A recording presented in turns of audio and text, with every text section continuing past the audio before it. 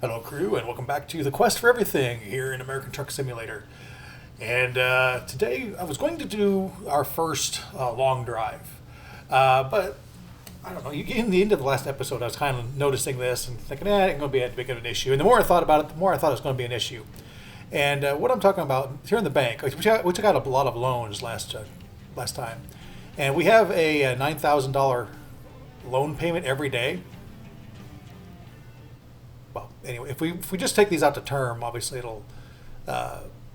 it will be more than the 500,000 probably. Right now, if I was to repay it right now, this is how much we'd repay. Which I don't have that much money. I only have 1,500. Which, if you notice, I can't pay for 2 days of this. Now, I wasn't really super worried about that, other than we're already past noon, which means we've already done our payment for today, which is good. That means we have until like noon tomorrow. We'll have a payment. So we got 2 days worth of payments to do. However, what I am not sure about is if we go back into our driver manager, we have these new employees, but they're not actually driving yet. They have a little kind of like a settle-in period. Yeah, that's right. I was thinking we had more than 4, but four including me. Before they start driving. And I don't know when that is. Now, once they start driving, I'm honestly not even sure how much money they bring in. I think more than likely their daily, or how much money they're going to bring in will mostly, if not completely, offset the costs of doing all these loans. But in order to make sure, and as much as I was kind of looking forward to doing a long drive, I want to hedge our bets a little bit. We got to make sure our bills are paid. So let's go into the job market here. I just want to do something kind of quick, but worth it. Let's look at, what are these external? Complete.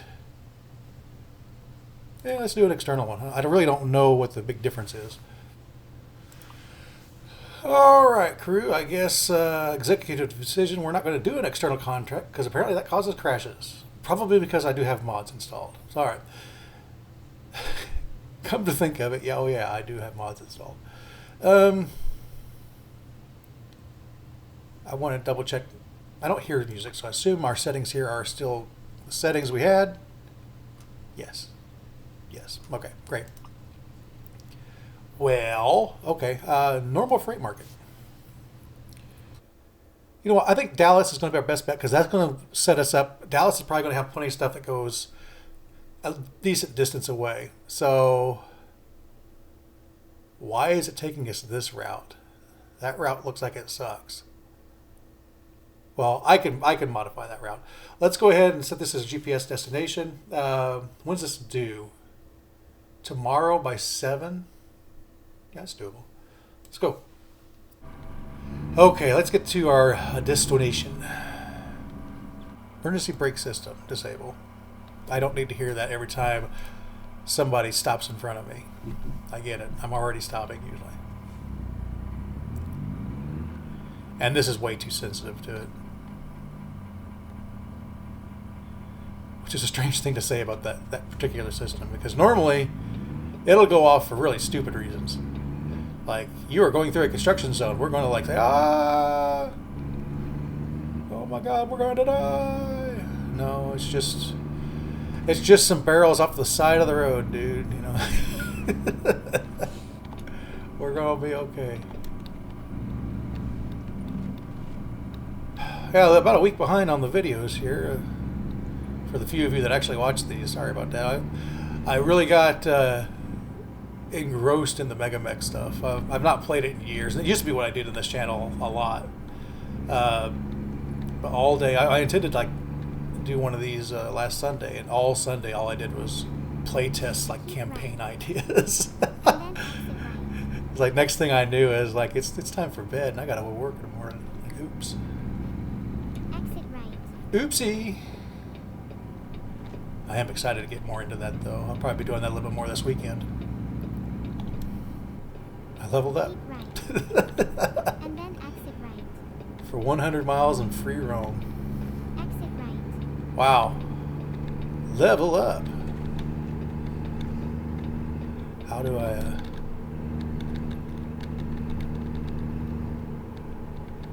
How do I cash that in?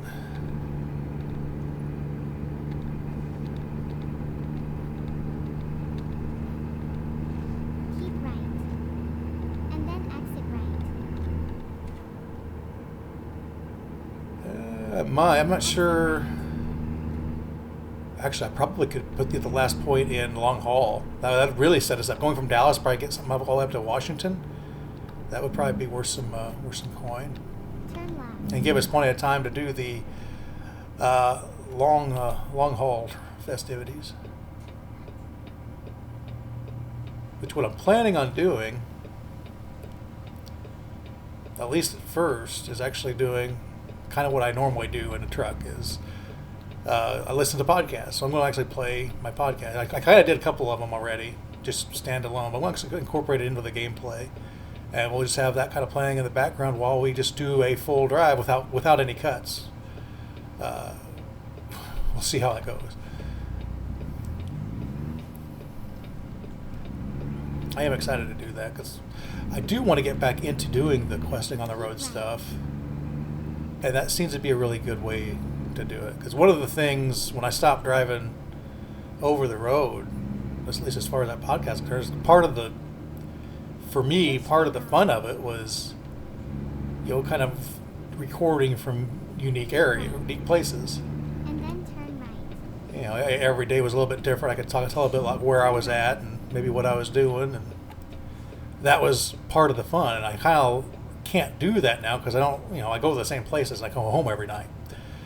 So if we incorporate it in with this, I think that would be kind of fun. And that's kind of my thinking right now. It's not exactly the Keep same. left. And then turn left. Turn left. I cut him off. No outlet. Yeah, I probably pissed off that little four-wheeler there. that little maneuver. There we are, Dallas.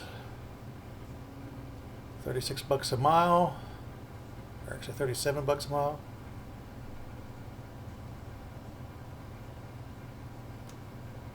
What is this? Installation panels? Cool. Okay. Here we go. Neat-o. Let's get hooked up. Okay. Here we go.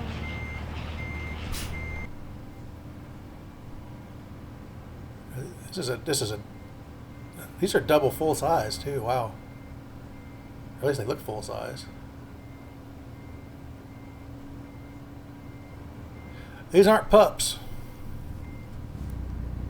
Gotta be careful of these. Well, they'll tend to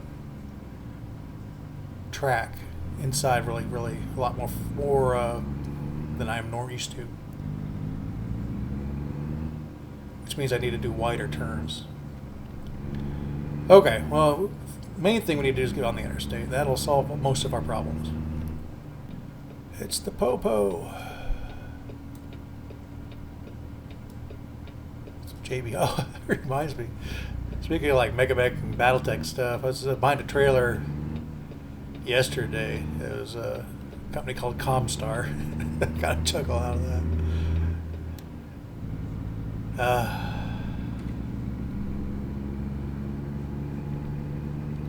Blessed by Blake yesterday.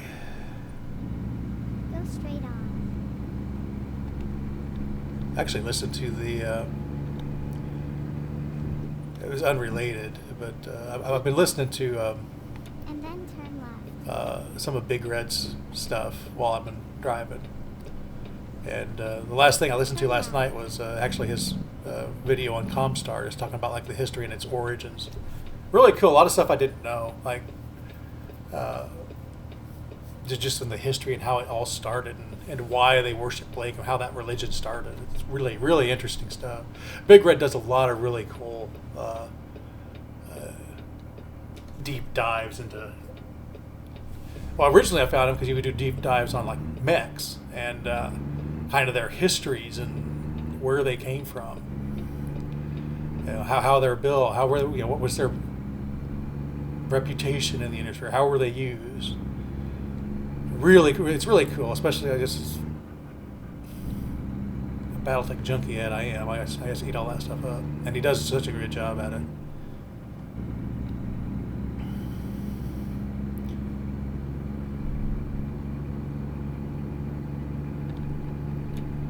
What else? I think there was 3 different ones I listened to yesterday. It was that one, Comstar. There was the one on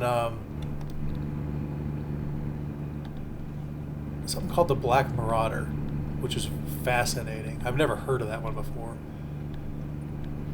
And then there was one on, I guess probably speed up here a little bit.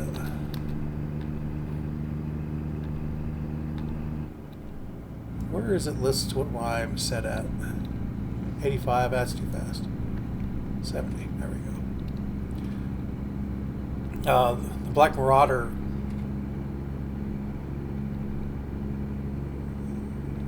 well, it's worth a listen to, because what the Black Marauder is actually never really solidly said what it is. It's really, really cool story.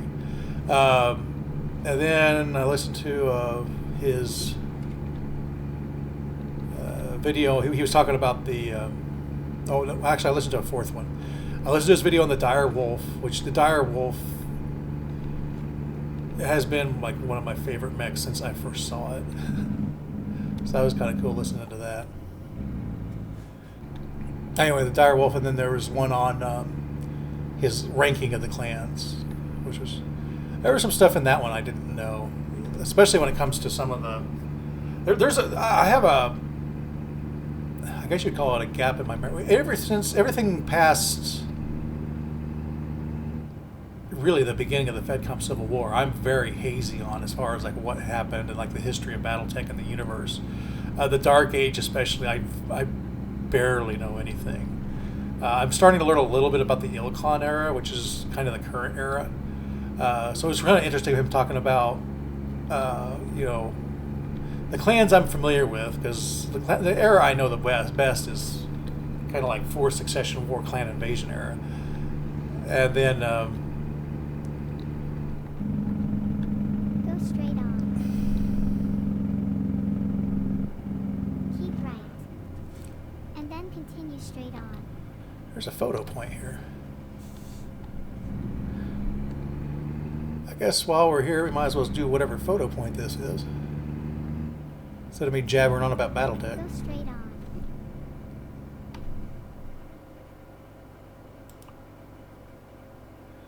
Have our daily edutainment for the day. What do we got here? Hetzel's Block Historical Building. Well, crew, to be perfectly honest, I don't have a whole lot more to add to it. There's a few mentions of it, mostly just that it exists.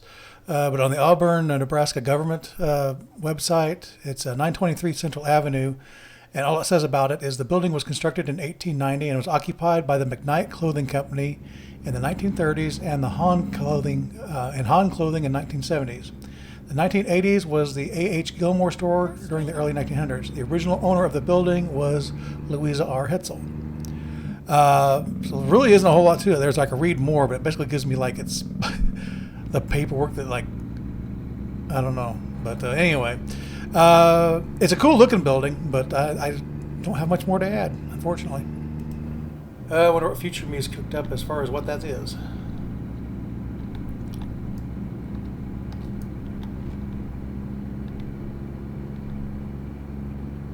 Anywho, what was I talking about? Oh, clan. He was talking about the clans that I'm familiar with, but he kind of expanded like what became of them, like through the Wars of Reaving, which is a war I'm Go straight on. barely aware of. I know a little bit, but really what I know about is that they happened and they kind of restructured the clans a little bit through them. But what happened to like a lot of, especially like the homeworld clans, which never really had a whole lot of story to them to begin with. But some of them really kind of broke out, especially in the Ilklon era. They're something different and new. I was kind of surprised how he ranked Clan Wolf, but I get it. I actually, in a lot of ways, agree with him. Although I don't know that I agree with him necessarily placing him there. If you want to know where he placed it, you'd have to watch the video yourself. But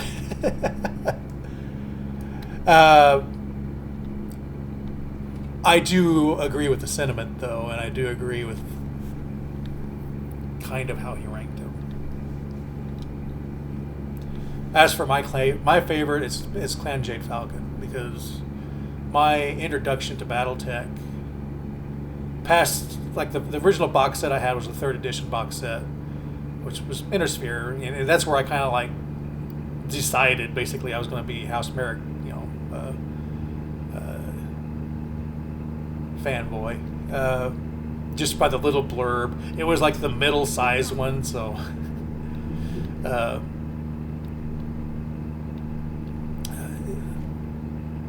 the middle-sized faction. So not too big, not too small, kind of right there in the middle. Had an eagle for a symbol, which is pretty cool, So purple bird it's been since then, as far as Intersphere is concerned. But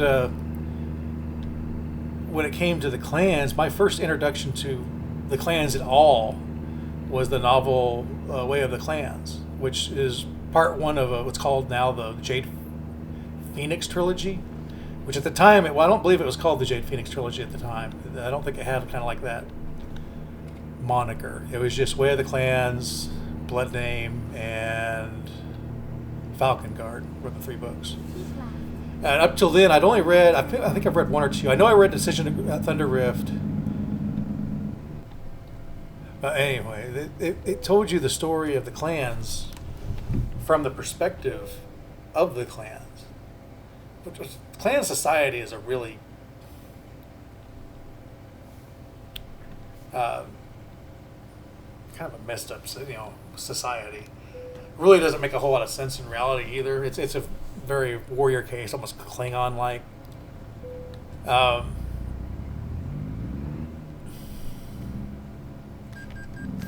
don't really need to stop here. I could go a little bit further. Let's take a look at our world map. That series of books was basically followed a character called Adian, who is part of that case, that warrior case.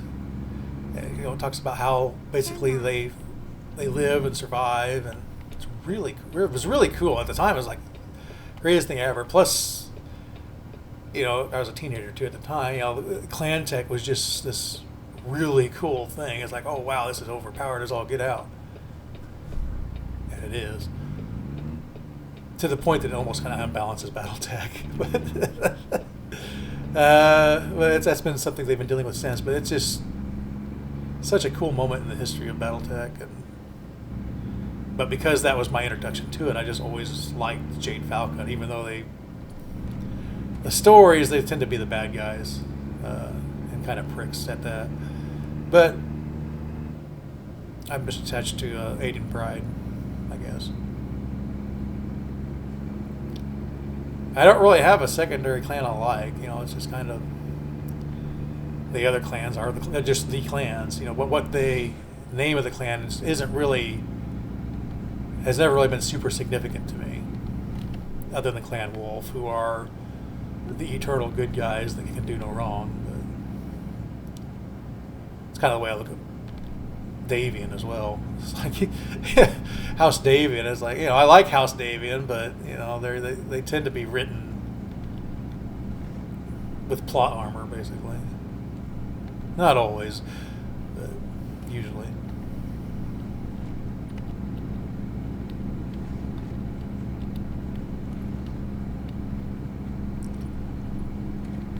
Topeka, we made it.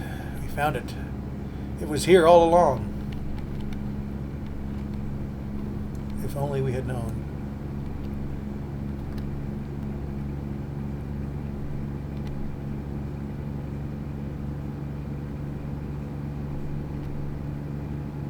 Probably should turn on my lights. I think they're on. No indicator. I pushed the L button. Hopefully that's the light button. It wasn't the jettison cargo button. Keep right. There is a system. We can't literally jettison cargo, but it's a system that unlocks, at least in my truck, we have a button that we can, from inside the truck, unlock the fifth wheel instead of having to go out and pull the handle. As a matter of fact, Keep right. the way the truck is designed, it's actually very difficult to get to the handle to pull, and that one you almost have to use that button. So if that button malfunctions, it's annoying, and it has malfunctioned before. But there's a lot of safety systems that prevent you from pushing it, like when you're in motion. Like you have to have your brakes set. You can't be in motion. Have to have the gear shift in neutral, and like that brakes set. It's all safety feature. You don't want someone even accidentally pushing that, releasing the fifth wheel at speed going down the highway. That would kill people, quite frankly, and probably maybe even the truck driver. But I had an error in my truck. This was last year, but it kept saying like fifth wheel has released without request.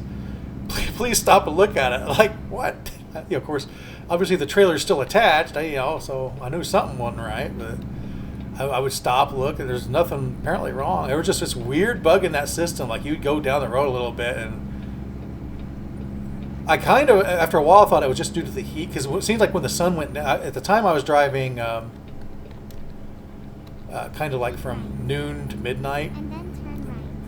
and when the sun would go down, it seemed like it would stop doing it. Well, then I found out from my second leg driver, who would usually I'd go pick something up, bring it back up, and then he would go take it from there. He said, "Oh, it happened to me too." I was like, "Okay, well, I'll go see if we can't get the maintenance in to look at it." And I don't know what they did. They probably just had to reset a computer or something, or rechange a sensor. But nothing like that to give you a little bit of a startle, like, we were jettisoning cargo. No.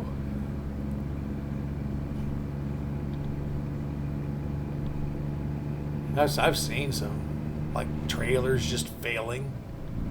I can't even imagine what it'd be like to drive down and like the middle of their trailer, just the flooring gave out, like all their cargo is now it's still all connected, like the flooring's still connected to each end, so it's kind of like bowed down and actually dragging against the ground. But I don't even know what you do about that. He got off the side of the road, so I guess he could drive it a little bit, but and I didn't see it actually happen. It was like, I saw him off the side of the road after it had happened. But there's some crazy stuff out there. Keep right. And then turn right.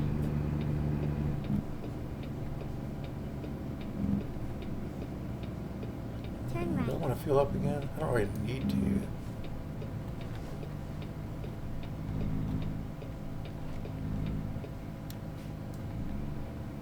There's no reason not to.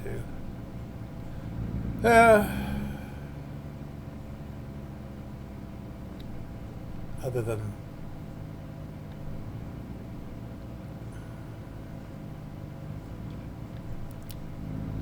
this looks a little annoying. Yeah, go and top off. Why not? I'm just thinking I've got like this extra long, weird trailer behind me. I might start thinking about putting stuff in economy, just because this is stupid. 5.2. I don't know if that's. I don't really know why the gas mileage is this bad. I don't know if it's because it's an old used truck, the type of engine that's in it, or what. That mileage is trash.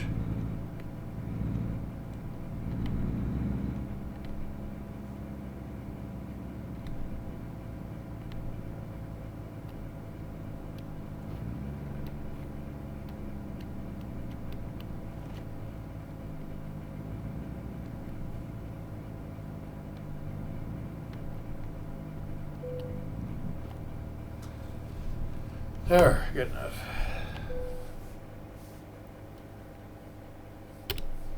99. And good morning. Are we?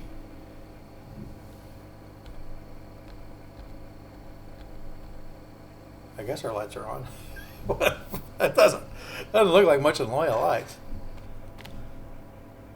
Oh, look at there. Somebody's making us money.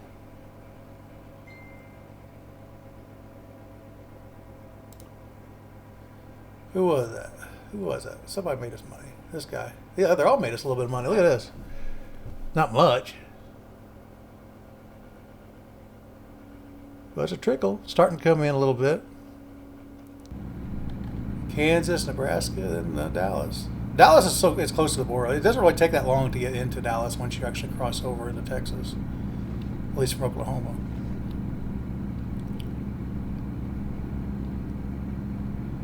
But it's definitely a full day of travel normally. Like 400 miles. That's a pretty good day.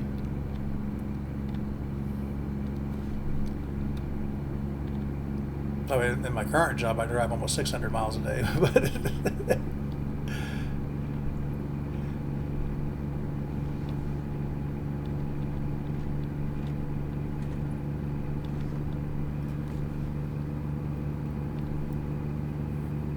no, 400, 450. That ain't nothing to sneeze at.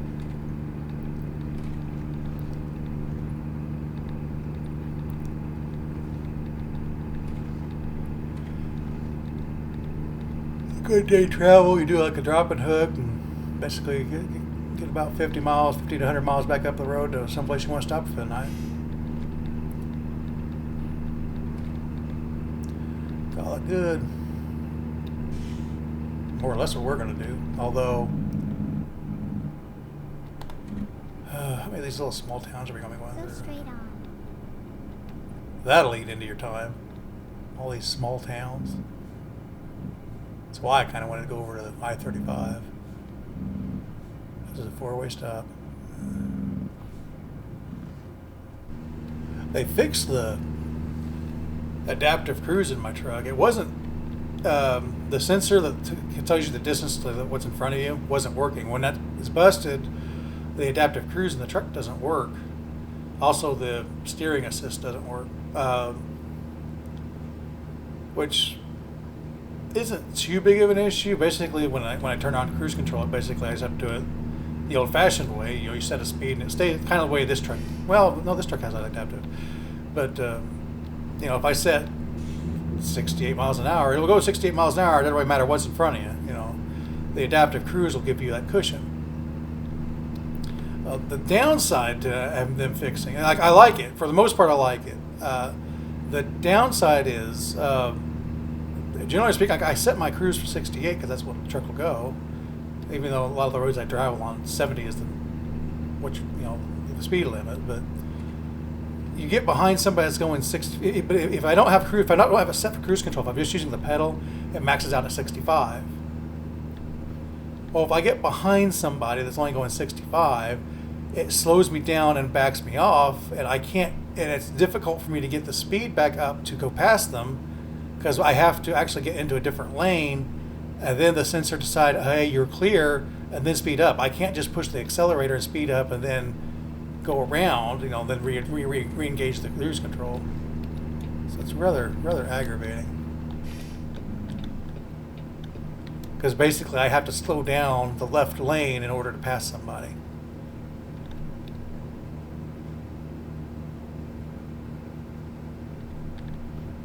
But 65 isn't the best example, because a lot of times I'm perfectly happy going 65. It's not that big of a deal. But it's when somebody's going 60 or 55 down the interstate, and then I'm slowed down that much, and then I have to speed up all of that distance. Now I can a little bit control that a little bit easier, speed, but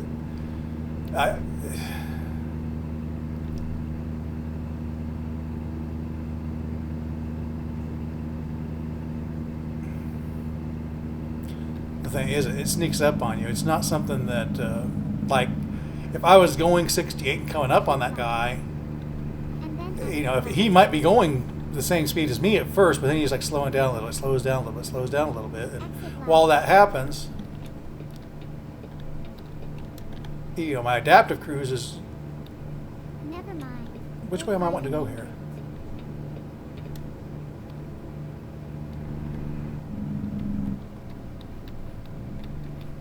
He changes your mind.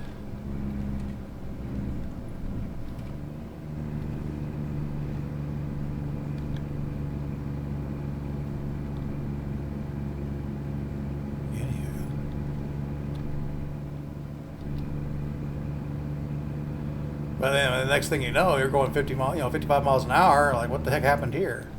Whereas, if you're just coming up on somebody and he's going on the 55 miles an hour, obviously you're going to see that you're coming up on him quick and you'll get over in the other lane and just pass him, which is what you would normally do without the adaptive cruise. You would see you're coming up on this guy and just get in the other lane. Odds are there's not a line of traffic to your left. That happens when you do start slowing down like that. When you slow down like that, all of a sudden you've created an issue in traffic. You're bottlenecking. And you can't get over because there's a line of traffic to your left all of a sudden. Especially when it takes a while for a semi to actually build its speed back up. Turn right.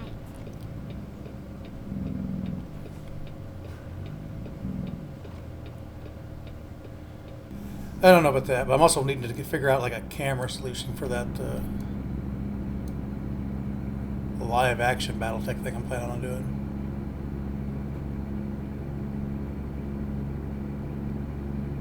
I don't have a webcam. Never really thought I needed one. I guess I have one on my laptop, but built into it.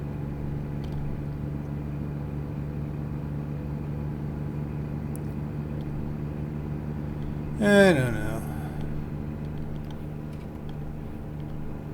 I don't know if I really want to like start popping my face in all these videos. More construction. Isn't this construction here in the real world too?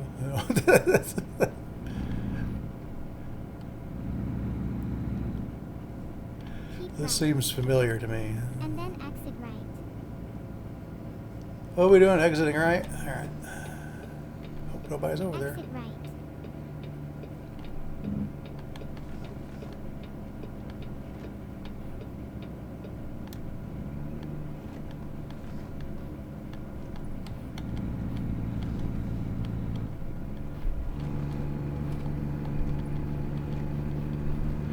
They're doing construction similar to this up in Champaign.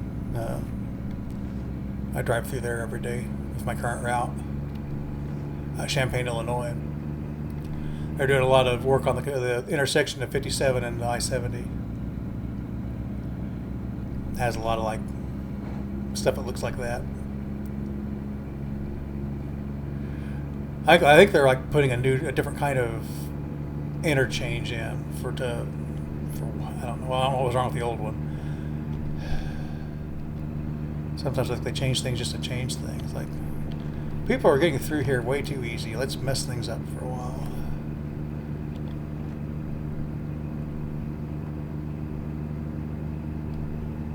Illinois seems to be particularly bad about that.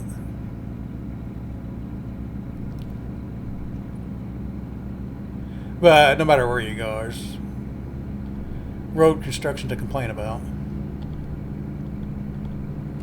Got himself a customer.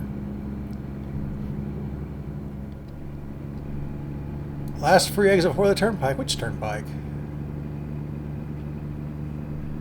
We're not getting on 44, unless that's what it's talking about.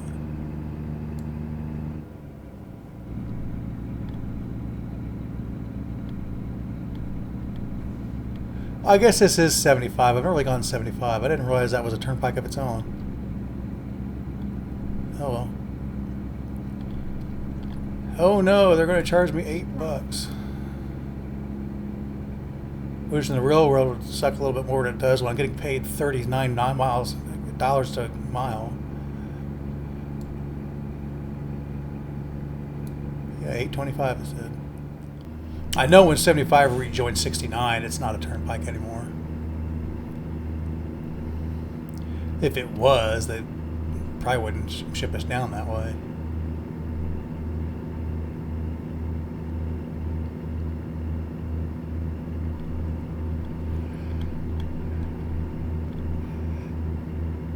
It really depended on my mood and what was going on, if I took 69 or not. I would usually stop up at Big Cabin. I like stopping there just to overnight, so I would actually kind of trip plans where that would be what I did. And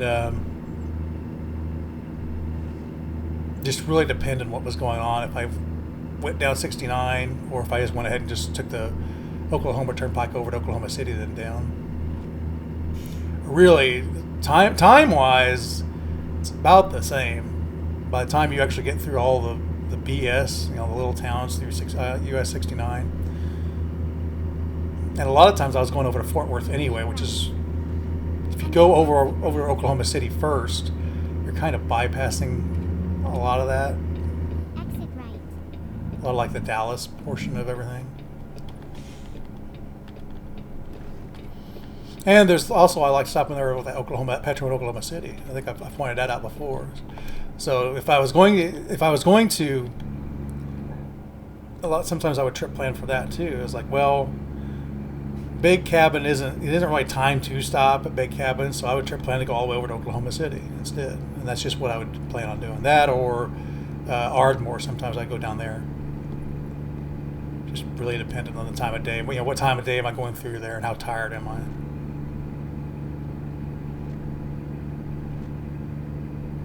I didn't like stopping in Dallas if I could at all help it, or Texas in general. I didn't like stopping in Texas.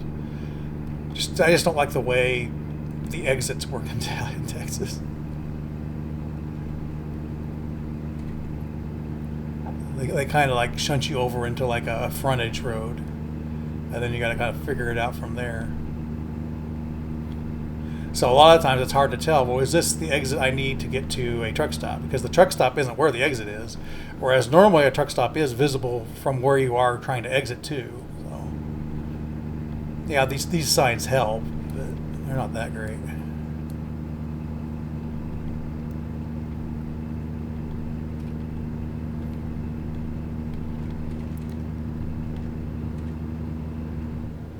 Especially if it's a truck stop that isn't really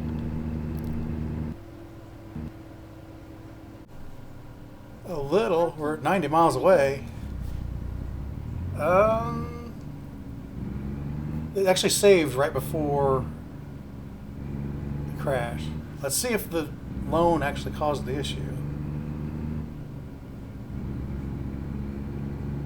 Keep left.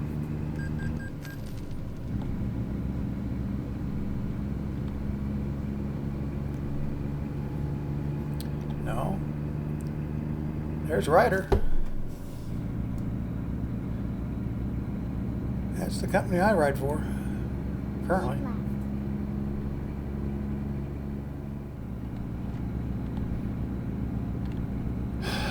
A way station in Texas.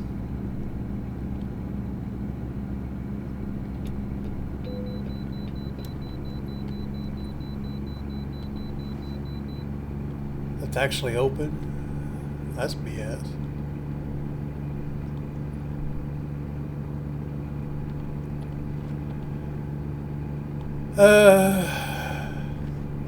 Minus 50 realism points.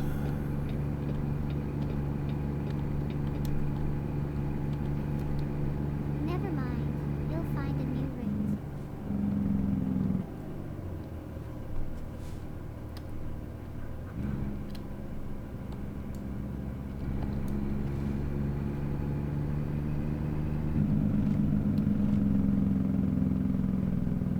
Oh yeah, there's no bypass lanes in this, is there? Come on, Prime. Let's get over it.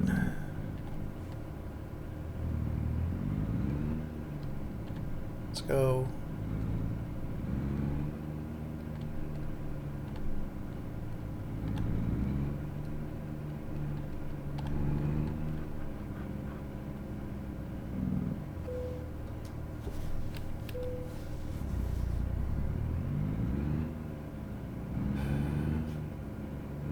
Supposed to have had a brake check week this last week, but the way station I normally go past every day, it was only open 2 of the days, and both days they put me in the bypass lane. So, oh yeah.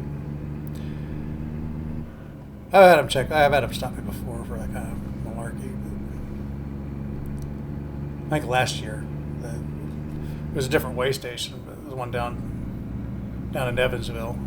They stopped me and did the little brake check inspections just to slow you down, I guess. They certainly don't pay you for it. Just waste your time. Steal your money. That's what they do.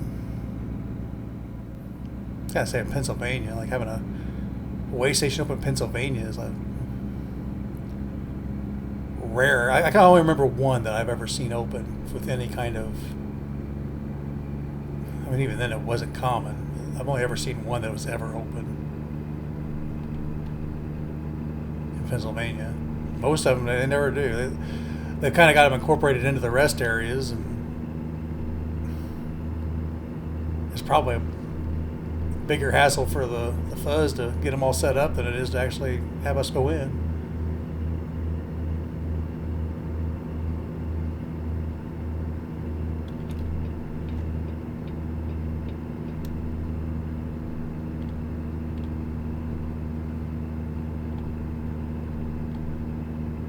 Now that I think about it, I do remember seeing one of them open. One of the rested area, like in 3 years of traveling in Pennsylvania, there was only one time I'd ever see one of those open. Keep right. For that purpose. And then exit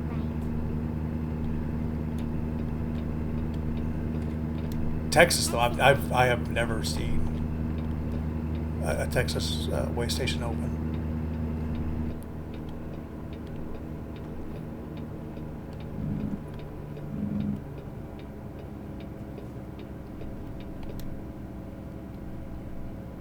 Really hate the way these exits work, because you're getting launched into a frontage road from an interstate at speed with traffic that doesn't necessarily isn't going to be in your lane.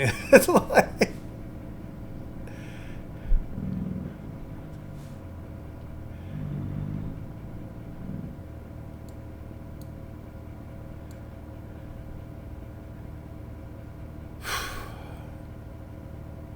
and then you see here, because of the way the frontage road works, we actually have to bypass where we're going and kind of like do a loop around and come back on the other side of the interstate.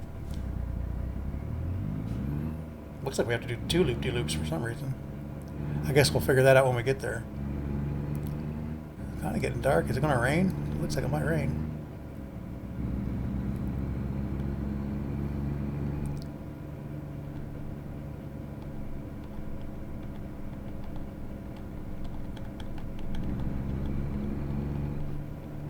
Had storms. Well, last night I had or I guess yesterday I had a blowout on one of my tires. Those things go. I'm like, they explode on you, man. They shake the entire truck. It's like a bomb going off under you.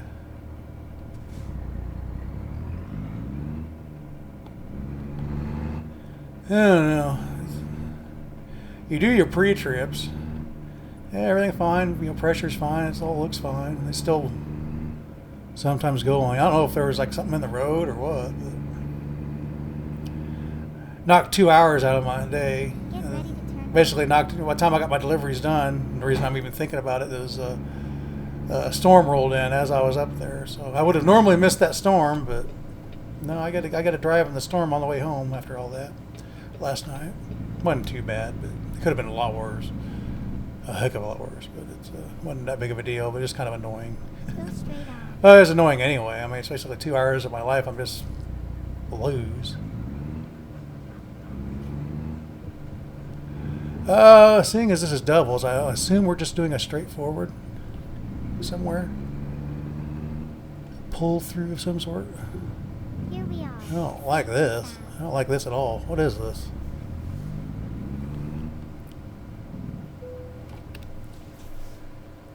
Okay, you're wanting it somewhere over there. Has the danger icon and everything. Alright. Head towards the red flag. I think the real trick's going to be getting around all this crap with this trailer. Or the doubles. I don't think it'll be that bad, actually. Just a lot of stuff to get hung up on, though.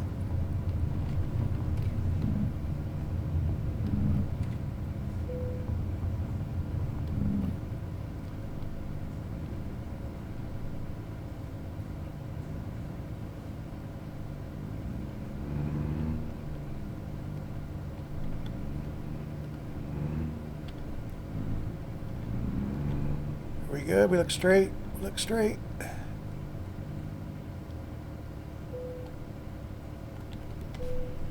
Let's do it.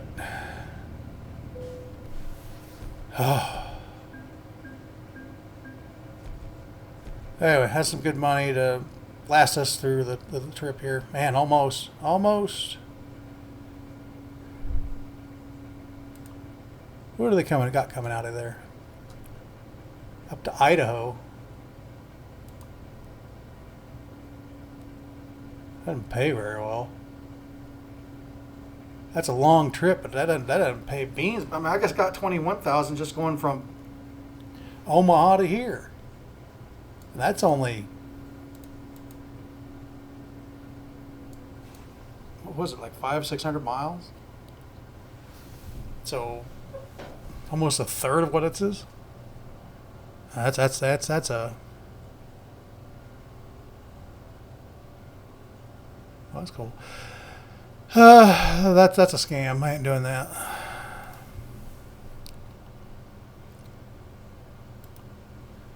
I mean, we're not going to do anything here anyway, but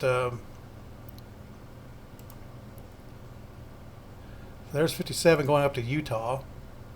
$52 a mile. Also Utah. 83,000 up to Washington. Here we go. I'd have to go back up to Wichita. Well, that would, no. We want to go from Dallas. There we go. I mean, it sucks you have to go to California. Have to get our...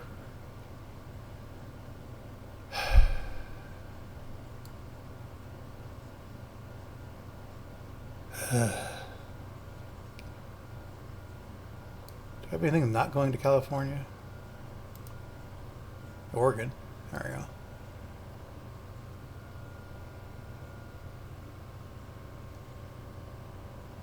Pick up at Swift. I am curious. Is that where the Swift terminal really is? Okay, here we go. Last thing we're just going to see. Is that where the Swift terminal really is? No. The Swift terminal is here. Enough scattered about. Let's go ahead and check our dudes, make sure they're progressing fine. And then we're going to cut out of here, figure out what we're going to do about all these crashes. Just work for me, I guess. But what are you guys doing? Still making nothing? He's picked up the pace a little bit.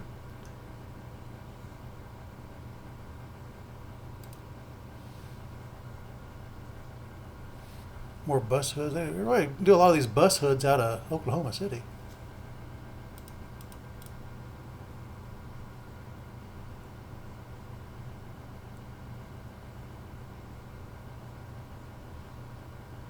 I've just skewed it, but yeah, because of the payment. What I just did, that has changed that quite a bit. Yeah, driver pay is what's really killing us here a little bit. But revenue's coming in is fine. Their fuel is going to cost us. The truck maintenance is costing us a little bit. I mean, here it says our average daily profit is $4,861. I guess that's what it's saying here too.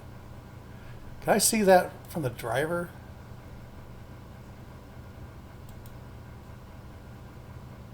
I wish it wouldn't include the player in this. Like, I'm trying to get details on these guys specifically.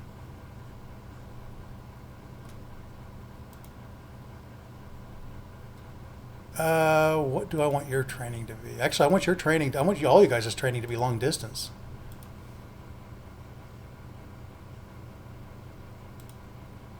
Do long distance. I forgot about that. I'll get you long distance stuff. You guys will make more money doing that.